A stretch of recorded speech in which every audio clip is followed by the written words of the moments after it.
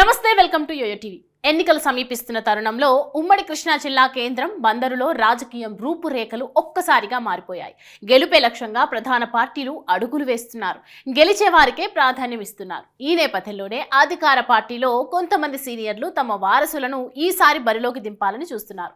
అందుకోసం తన సీటు సైతం వదులుకోవడానికి సిద్ధపడుతున్నారు. ఈ లిస్టు మొదటగా ఎమ్మెల్యే మాజీ మంత్రి పేర్ని నాని పేరు వినిపిస్తోంది. ఈసారి ఎన్నికల్లో వైసీపీ అధినేత జగన్ తమ నాయకులకు స్థానం చలనం కల్పిస్తున్నారు. ఈ క్రమంలోనే పేర్ని నానిని ఎంపీగా పోటీ చేయించే అవకాశాలు కనిపిస్తున్నాయి. దీంతో పేర్ని నాని కీలక నిర్ణయం తీసుకున్నట్లు సమాచారం.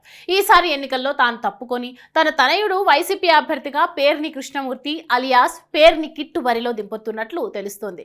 అయితే అంత త్యాగం చేసిన బందర్లో పేర్ని కిట్టు గెలుపు ఈజీ కాదని రాజకీయ వర్గాలు అంటున్నాయి.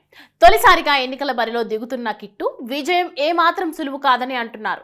జగన్ ప్రభుత్వంపై ప్రజల్లో తీవ్ర వ్యతిరేకత, అలాగే కిట్టు తండ్రి ప్రస్తుత ఎమ్మెల్యే మాజీ మంత్రి పేర్ని నాని జగన్ కేబినెట్లో రవాణా సినిమాటోగ్రఫీ మంత్రిగా పనిచేసిన ఆయన ఆయా శాఖల మంత్రిగా ఏం చేశారో ఏమో కానీ నియోజకవర్గానికి ఒరగబెట్టిందేమీ లేదని స్థానికులు అంటున్నారు. అయితే అంతేకాదు, పేర్ని నాని తండ్రి అంటే పేర్ని కిట్టు తాత పేర్ని కృష్ణమూర్తి సైతం బందరు ఎమ్మెల్యేగానే కాకుండా మంత్రిగా కూడా పనిచేశారని, ఆయన ఎమ్మెల్యేగా ఉన్నప్పుడు బందరు ఎలా ఉందో ఇప్పటికీ ఏమాత్రం అభివృద్ధికి నోచుకోకుండా అలాగే ఉందనే అభిప్రాయం కూడా వ్యక్తమవుతోంది.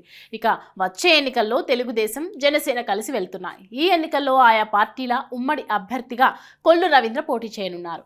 ఆయన గతంలో అంటే 2014 ఎన్నికల్లో ఎమ్మెల్యేగా గెలిచి చంద్రబాబు కేబినెట్లో మంత్రిగా పనిచేశారు. అదేవిధంగా బందరు లోక్సభ అభ్యర్థిగా వలభనేని బాలశౌరి బరిలో దిగనున్నారనే ఓ ప్రచారం నడుస్తోంది. మరోవైపు బందరు ఎంపీ అభ్యర్థిగా ఇప్పటికే సింహాద్రి రమేష్ బాబు పేరును జగన్ పార్టీ ఖరారు చేసింది. ఇక బందర్కు కూతవేటు దూరంలోని పెడన అసెంబ్లీ స్థానం నుంచి టీడీపీ అభ్యర్థిగా కోనకల్ల నారాయణను బరిలో నిలిపే అంశాన్ని తెలుగుదేశం అధిష్టానం పరిశీలిస్తుంది.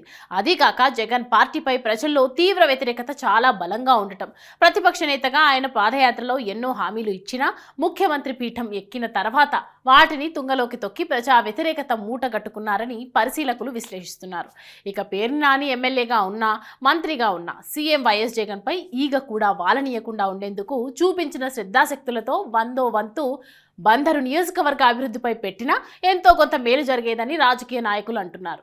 ఏది ఏమైనా వచ్చే ఎన్నికల్లో విజయం సంగతి అలా ఉంచితే బందరులో పేర్ని కిట్టు విజయం మాత్రం అంత సులువు కాదని అంటున్నారు.